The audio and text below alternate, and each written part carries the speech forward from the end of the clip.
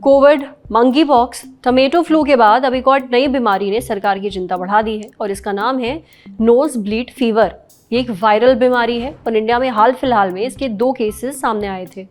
दोनों गुजरात में पाए गए थे। नोज ब्लीड फीवर से एक 55 साल की महिला की मौत हो गई है गुजरात में। ICMR यानी कि Indian council of medical research ने कहा है कि आपने घबराना नहीं है। इंडिया इस वायरस से लड़ने के लिए पूरी तरह से तैयार है। नोज ब्लीड फीवर का आतंक इराक में भी फैला हुआ है, जहां इसके केसेस तेजी से बढ़ रहे हैं। इस साल नोज ब्लीड फीवर से लगभग 19 लोगों की मौत हो चुकी है। तो आज बात करेंगे इस वायरस के बारे में, ये क्या है और कहां से आया है। क्रिमियन कॉन्गो हेमोरेजिक फीवर, जिसे नोज ब्लीड वायरस फीवर भी कहा जाता है, CCHF, Crimean Congo haemorrhagic fever, एक जूनोटिक यानी कि एक ऐसी बीमारी है जो जानवरों से इंसानों में फैलती है। वायरस से संक्रमित व्यक्ति को बुखार के साथ गंभीर रूप से खून का बहाव होता है, इसीलिए इसे नोज ब्लीड वायरस फीवर का नाम दिया गया है। इसके लक्षणों के गंभीर होने पर मृत्यु भी हो सकती है। मृत्यु का दर 10 से 40% तक हो सकता है। यह वायरल बीमारी आमतौर पर टिक्स और पशुओं जैसे मवेशी, भेड़, बकरियां और घरेलू जानवरों से फैलती है। संक्रमित व्यक्ति के रक्त के या अंगों या अन्य शारीरिक तरल पदार्थों के संपर्क से मानव संचरण भी हो सकता है। CCHF Africa, Balkan, middle east और एशिया जैसी जगहों पे स्थानिक है, यानी कि एंडेमिक है। लोगों या जानवरों के लिए अभी तक कोई वैक्सीन उपलब्ध नहीं है। बुनियाविरिडी परिवार के टिक जनित वायरस नैरो वायरस के कारण होने वाली एक व्यापक बीमारी है। संक्रमित टिक्स के काटने से जानवर भी संक्रमित हो जाता है और संक्रमण के बाद लगभग 1 सप्ताह तक वायरस उनके खून के बहाव में बना रहता है, जिससे टिक एनिमल टिक चक्र जारी रहता है जब दूसरा टिक उन्हें काटता है। टिक के काटने से या संक्रमित जानवरों के खून, बॉडी पार्ट्स से संपर्क में आने से यह लोगों में फैलने लगता है। अधिकांश मामले पशुधन उद्योग में शामिल लोगों में हुए हैं, जैसे कि किसान, बूचड़खाने के श्रमिक और पशु चिकित्सक यानी वेटरनेरियंस। अस्पताल के संक्रमित चिकित्सक उपकरणों, सुइयों के पुनः उपयोग और दूषित वस्तु के कारण भी हो सकता है। एक टिक के काटने से संक्रमण के बाद इंक्यूबेशन पीरियड आमतौर पर 1 से 3 दिन तक होता है, जो अधिकतम 13 दिन हो सकता है। बुखार, मांसपेशियों में दर्द, चक्कर आना, गर्दन में दर्द और अकड़न, पीठ दर्द, सिर दर्द, आंखों में दर्द और प्रकाश के प्रति संवेदनशीलता, जिसे हम फोटोफोबिया कहते हैं, ऐसे लक्षणों से इस बीमारी की शुरुआत होती है।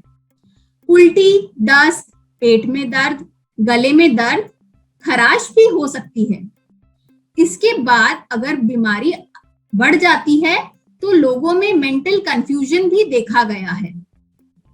कई लोगों की हृदय की गति तेज हो जाती है, उनको गांठें आने लगती हैं शरीर में, जिसे हम लिम्फेडिनोपैथी कहते हैं, और हेमोरेजिक पेटेकी यानी खून के चट्टे, जो कि मुंह और गले में और त्वचा पर भी देखे जा सकते हैं। अगर खून का बहाव बहुत ज्यादा होने लगता है, जो शरीर के अंदर या बाहर हो सकता है, जो बाहरी रूप में ज्यादा खून का रक्तस्राव होता है वो नाक से होता है।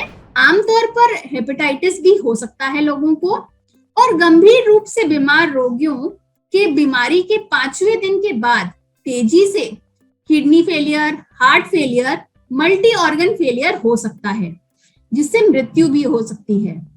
यह बीमारी के दूसरे सप्ताह में होता है।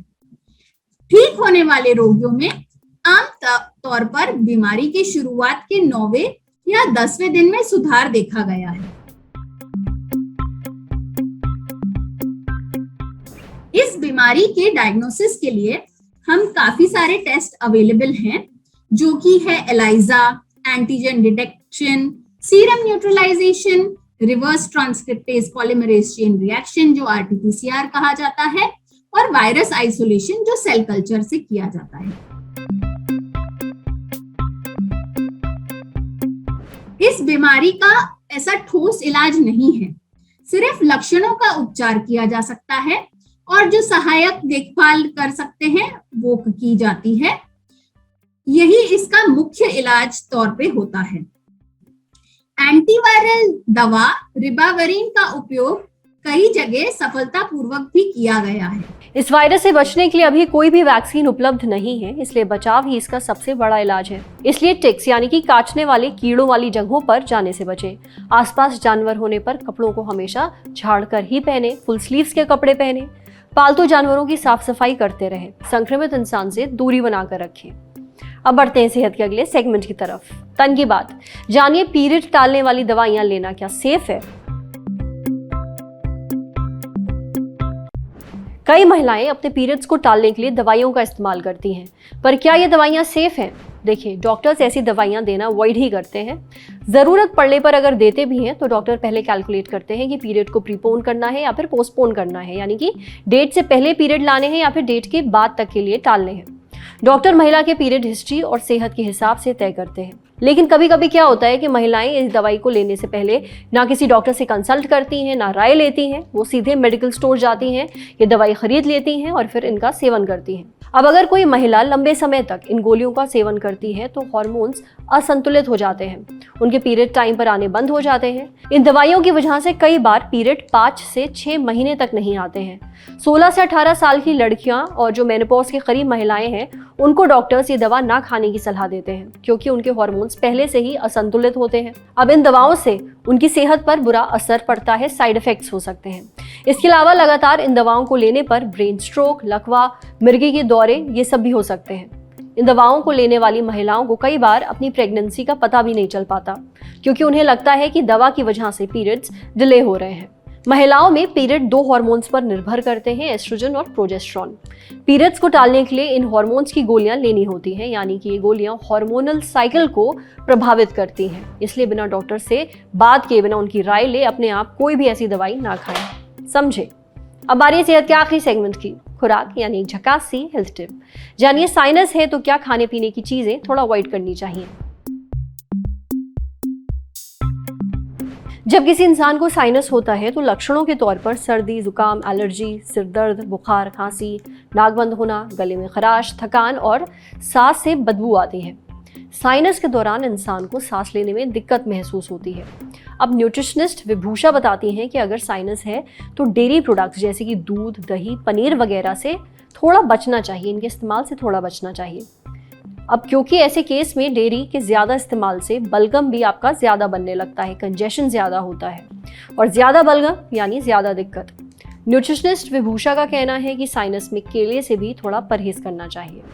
आज सेहत पर इतना ही। अगर आप एक डॉक्टर हैं, हमसे कुछ शेयर करना चाहते हैं तो जो ईमेल आईडी इस वक्त आपको अपनी स्क्रीन पर दिख रही है उस पर हमें एक मेल भेज दीजिए।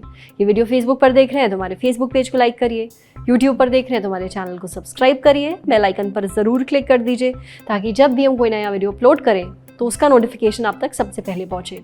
शुक्रिया।